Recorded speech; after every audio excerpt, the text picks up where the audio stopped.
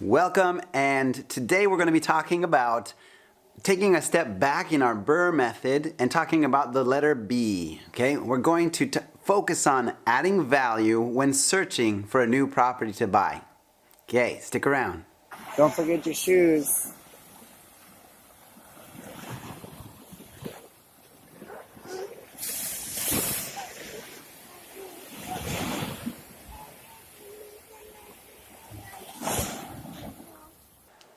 By the end of this video, you will have a clear understanding of what things to look for to add value when purchasing a new property. And I'll even show you what we've done here so far, since we're taking a few steps back from our current stage of the BRRRR method to talk about this. Okay, so make sure you pay attention.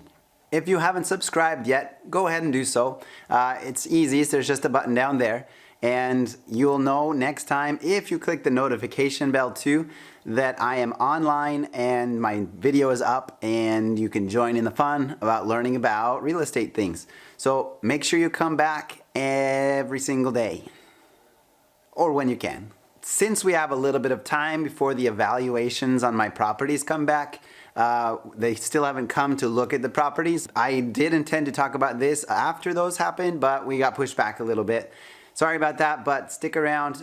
We'll definitely be showing everything that we learn. The point is that we're going to take some steps back in our BRRRR method, because right now we're sitting right there in the middle. We've already bought the properties, we've already remodeled the property, and we're technically renting it to ourselves. And my other apartments we're renting to other people. And so our next steps are to refinance and repeat the process with the cash that we receive. Now, we're going to take a step back to the letter B, and what is it? It is buy.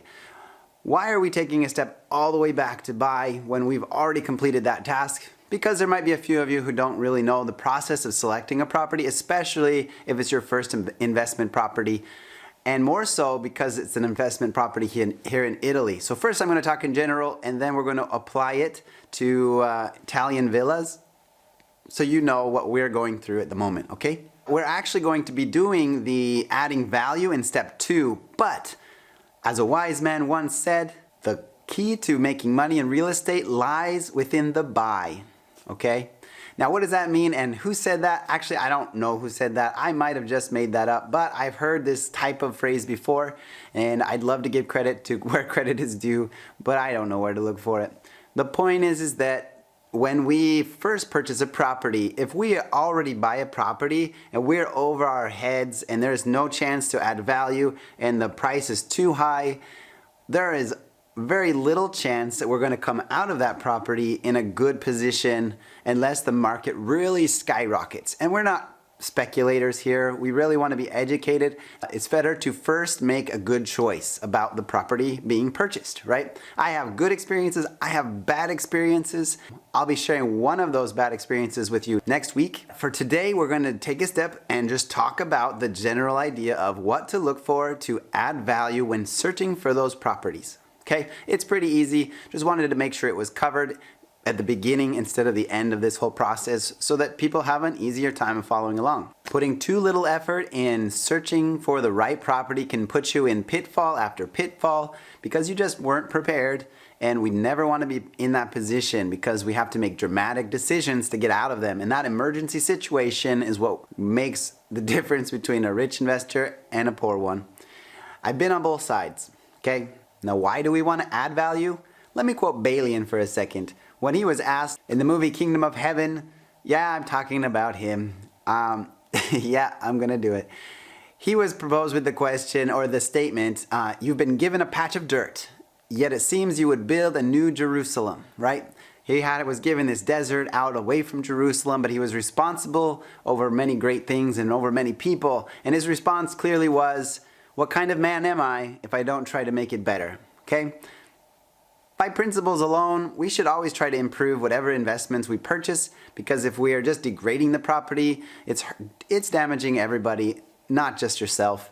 And so a generally good thing to do is try to improve the property in some way. That way we can benefit as a culture and especially as individuals in the properties. I know that movie was not necessarily 5 stars in some people's book, but we learn a valuable lesson from Balian's personality. Okay, what kind of things are we looking for? You know, it's not always about finding something that's broken and fixing it. Sometimes it's seeing value in something that other people just cannot see, okay?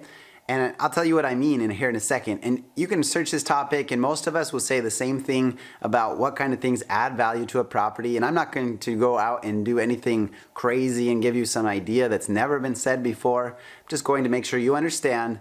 When I talk about adding value, I'm talking about taking a property, purchasing it, adding something to that property that to the next buyer is something valuable enough to pay more money for it, right? That's the market. We make decisions because we want to be able to change our current situation, and perhaps whatever your choice you're going to make on this property will improve the life of someone enough that they're willing to spend more money to receive it. Okay, that's the basis behind this whole thing. So how do we add value? Let's look for these things. Now in America, we can look for unfinished basements, garages that could be renovated and create new spaces.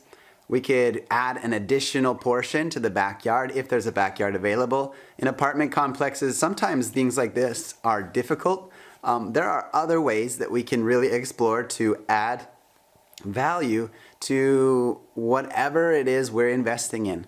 Whether it is I've heard stories of people that purchased this old rundown type of building, remodeled it so the value is higher than what they paid for it. It's a lot more risky. And so if we can take it down a notch and find things with hidden value, that's truly where some potential lies. And if you can teach yourself to see these things when you see a property for the first time and make a quick decision and buy it at that moment instead of losing that opportunity, you'll be better off for it. Other things are things like opening up the floor plan. Maybe there's a wall that blocks the kitchen from the living room. Maybe it's closing that space because you don't like to see the kitchen. These kind of decisions could really change the value of a property depending on the location that you live. In general, just changing up the floor plan slightly could add some value or even take it away, so be careful. For example, most people just go in and throw some paint up and hope to sell it, and if they bought it at a really good price, that works. But a lot of the time, the market finds its way to balance itself, and unless you found a distressed seller, you probably don't have that opportunity. So we need to find these hidden secrets, these hidden jewels inside of our future rental properties, especially for a buy and hold situation. When we're talking about the buy and hold strategy, we're not thinking about the selling of the property, though that has a very powerful control on some of the value of that property. What buy and hold investors focus on is how much money can they pull out of this property every single month, creating a consistent cash flow that can be rebounded and invested again into other properties. So that's the buy and hold strategy, right? Now, when I talk about adding value, sometimes it's not just about adding space. Sometimes it's thinking out of the box. And I have a perfect example. I have some friends over at semi-retiredmd.com, and I read an article by theirs, and I was impressed. Kenji and Letizia are doing a great job mentoring doctors on how to increase their potential for retiring early through real estate investing, as opposed to doing the doctoring that they always do and they're always so great at. Okay, and so one of their articles I mentioned, and I'll link it in the description if I can find it, that talks about how they took a whole apartment complex. They're on a different level. They're not talking about single apartments anymore. They're talking about in a complex that had this public washing machine room. And what they decided to do, which was very profound in my opinion, is to take and put a coin-operated, to invest in new coin-operated systems, and that would create an extra source of revenue for them. You see, to a buy and hold investor, the more a property brings in monthly, the more valuable that property is to other buy and hold investors. Therefore, justifiably could fetch a higher price in the market based on cap rates and things and calculations like that. Now, based on the example I just shared, Kenji and Letizia were able to find this situation and create an extra source of revenue that increased the return they receive on that apartment complex, which in turn increased the value of that property. All right, we've talked about adding spaces. We've talked about finding we've talked about finding out of the box situations like the coin operated laundry system. I'm going to start talking about Italy here. Sometimes it can be done by dividing spaces as well. For example, where I'm from, I'm used to a very large home. I'm used to having a lot of space to stretch, and each person has their own bedroom, and that is a beautiful lifestyle. But the truth of it all is that when you live in larger metropolitan cities, they don't have that luxury anymore. And so real estate in a larger metropolitan area has a different type of asset that can be sold, right? That's why I often see properties on auction that range between 400 square feet to 1,000 square feet. And those are the most common sizes, right? To find something over 1,000 square feet is kind of like a diamond out there that will cost a lot more, and it puts you in an entirely different atmosphere regarding investing. And so to get in there at the base level, we're talking about smaller apartments. Now, a savvy investor, I'm applauding myself for this one. We were able to do this exact thing, and I shared this with you in the past. We have bought a property about 1 year ago, just a little bit over a year, that has been actually rented and habitable. But these two families that they moved to Italy from a different country, they came over and they are paying rent to stay there. It's improved their lives. They've moved to another country that's made their lives much better, as well as it's made my life much better because I've been able to provide a living situation for this family. You know, that's all the mushy stuff. But the real point is that it's a win-win situation in this particular situation. We were able to take, and I'll show you right here, we were able to take this one large apartment that needed a lot of love, okay? But it was in a condominium that often projects between condominiums take a longer process. So we knew that we would have to invest more in the future, but what we decided was to purchase the property, split it into two, and start receiving rent income almost immediately. So the rent price is actually lower than what it could be in that area.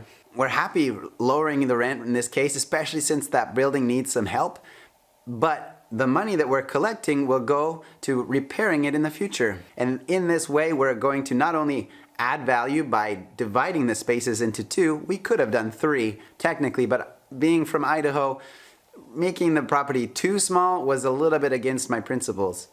And so what we remain with is a 90 square meter property and a 110 square meter property.